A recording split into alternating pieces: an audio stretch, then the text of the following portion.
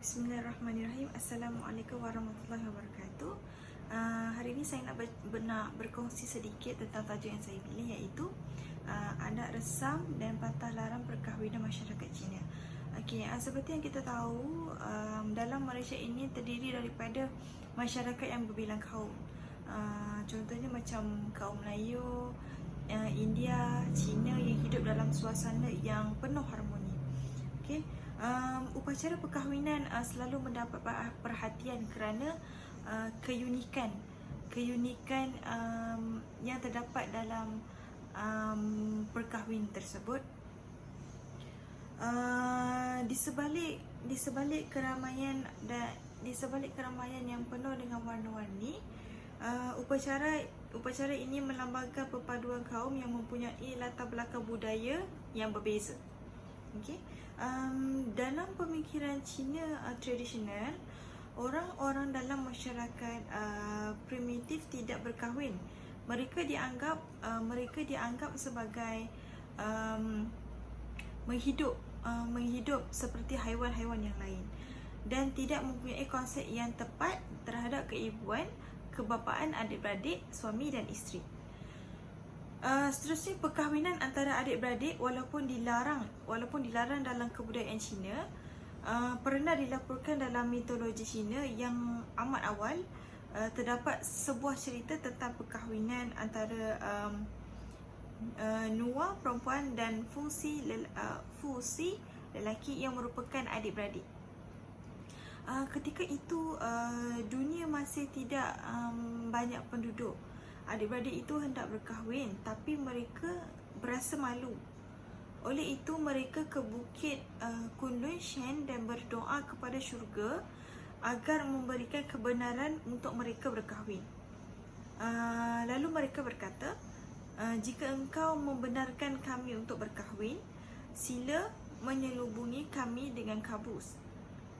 Supaya dapat melindungi rasa malunya, Nua, iaitu perempuan, dikatakan melitupi merah mukanya dengan sebuah kipas. Pada hari ini, di sesetengah desa di China, pengantin-pengantin perempuan masih mengamalkan adat resam yang menyembunyikan muka mereka dengan sebuah kipas.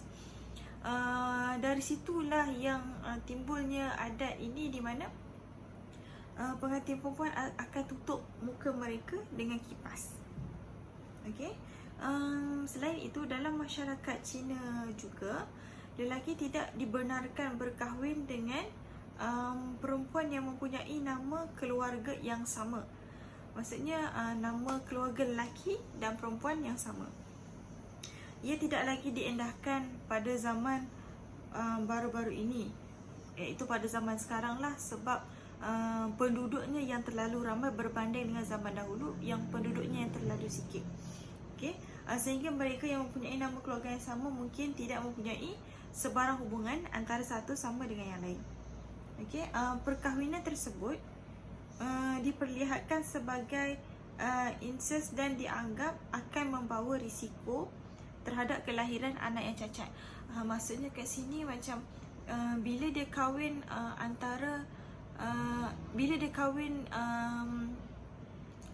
bila orang Cina kahwin yang ada nama yang sama, diorang percaya bahawa kalau diorang kahwin, diorang akan mempunyai anak yang cacat.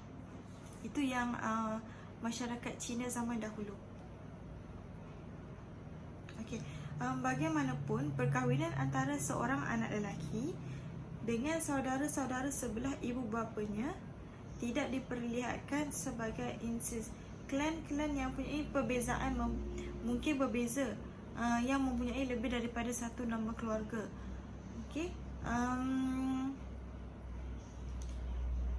Seterusnya, oleh sebab perkahwinan dengan saudara-saudara sebelah ibu tidak dianggap sebagai incest, keluarga-keluarga itu kadang-kadang berkahwin antara satu generasi dengan generasi yang lain.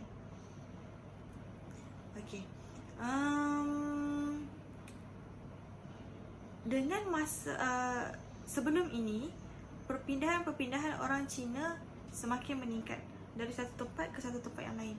Pasangan-pasangan berkahwin dalam apa yang dipanggil perkahwinan luar atau lebih dikenali sebagai perkahwinan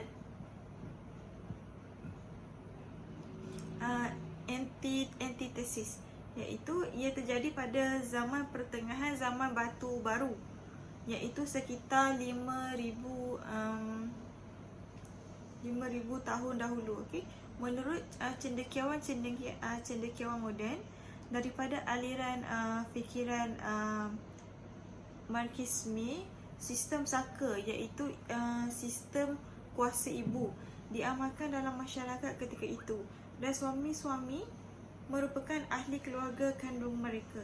Apabila suami isteri meninggal dunia, mereka dikebumikan secara berasingan di dalam perkuburan masing-masing. Anak-anak dikebumikan dengan ibu mereka.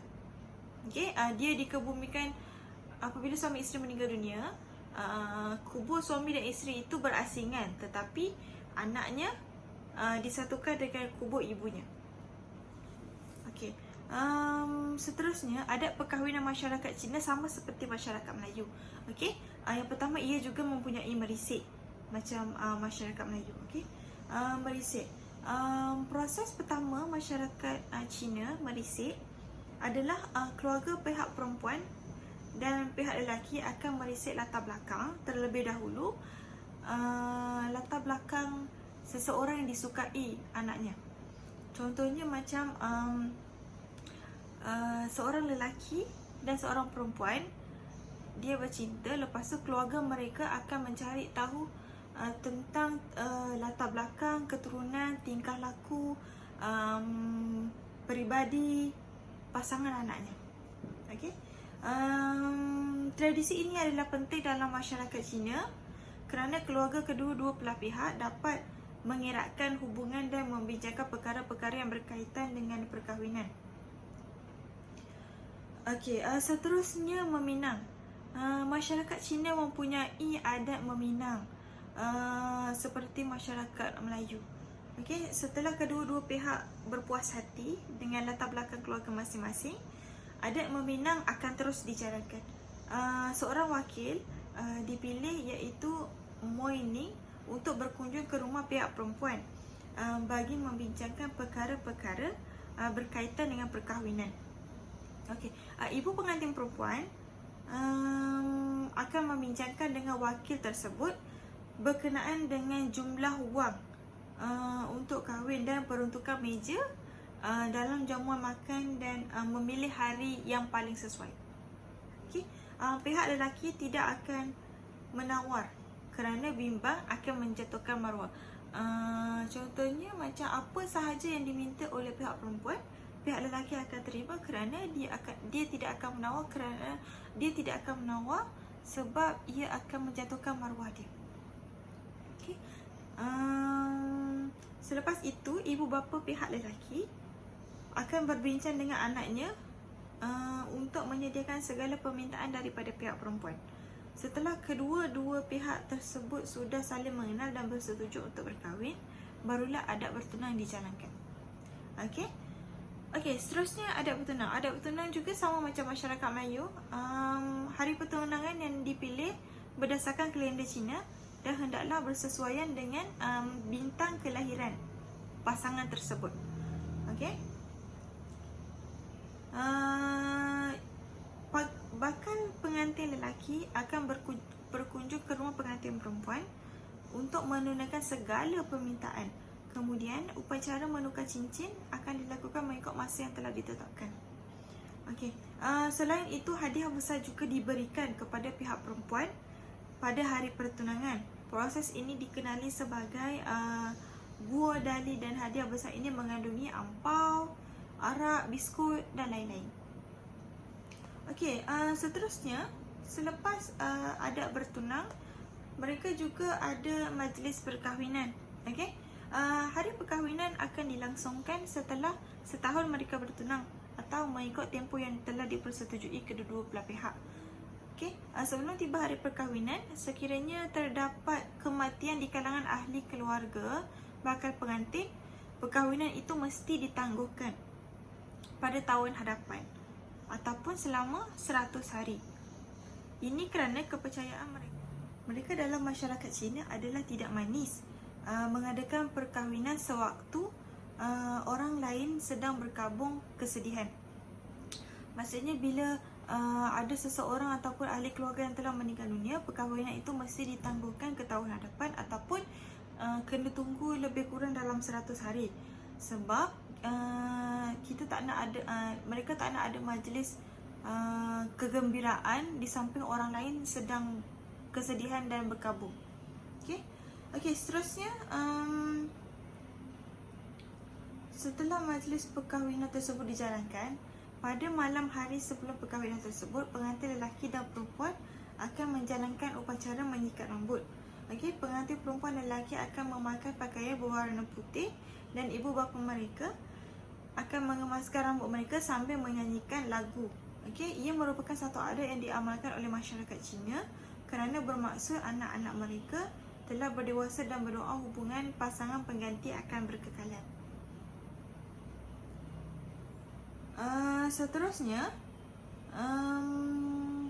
kemuncak perkahwinan masyarakat Cina ia diadakan pada sebelah malam, iaitu jamuan makan. Okey, jamuan makan biasanya diadakan dalam sebuah dewan ataupun restoran. Tetamu yang datang akan membawa ampau sebagai hadiah kepada pasangan pengantin. Pada masa yang sama, kedua pengantin akan cuba mengenali dan beramal mesra dengan ahli keluarga yang lain. Okey, itu sahaja adat-adat perkahwinan masyarakat Cina. Okey, seterusnya masuk kepada pantang larang perkahwinan masyarakat Cina. Secara kesimpulan, secara ringkasnya, pantang larangnya, pada hari perkahwinan, pengantin sebaik-baiknya pakai pakaian berwarna putih, merah ataupun kuning, dan dilarang memakai baju yang berwarna hitam, biru, kelabu sebab dipercayai warna-warna tersebut melambangkan kematian dan kesedihan. Okey. Selain itu, wanita mengandung juga dan orang yang baru kematian saudara mara tidak boleh terlibat dengan majlis perkahwinan ataupun menyentuh pakaian pasangan pengantin dan sebagainya di rumah baru pasangan tersebut untuk mengelakkan sebarang perkara buruk yang berlaku. Manakala adat dan pantang larang selepas berkahwin untuk menggambarkan pengantin lelaki berkenaan diasah dengan baik dan layak untuk menjadi isteri kepada pengantin lelaki, sehari selepas hari perkahwinan, pengantin perempuan perlu bangun lebih awal dan menyediakan makanan untuk keluarga pengantin lelaki. Okey, isteri tidak dibenarkan untuk pulang ke rumahnya sendiri dan harus menetap di rumah suaminya bersama keluarga suaminya. 3 hari selepas hari perkahwinan, pengantin perempuan akan pulang melawat keluarganya bersama-sama suaminya. Okey, maksudnya kat sini selepas hari perkahwinan, pengantin perempuan kena bangun lebih awal daripada pengantin lelaki untuk menyiapkan makanan. Dia tidak boleh balik ke rumah, pengantin perempuan tidak boleh balik ke rumahnya sendiri. Dia akan balik ke rumahnya selepas 3 hari. Okey, kesimpulannya daripada adat resam perkahwinan dan pantang larang masyarakat Cina, masyarakat Cina mempunyai adat dan pantang larang sama juga seperti masyarakat-masyarakat yang lain. Okey, mereka mempunyai mereka juga mengatakan terlalu banyak adat perkahwinan kaum Cina kalau kita betul-betul pelajari. Okey, itu sahaja dari saya. Terima kasih.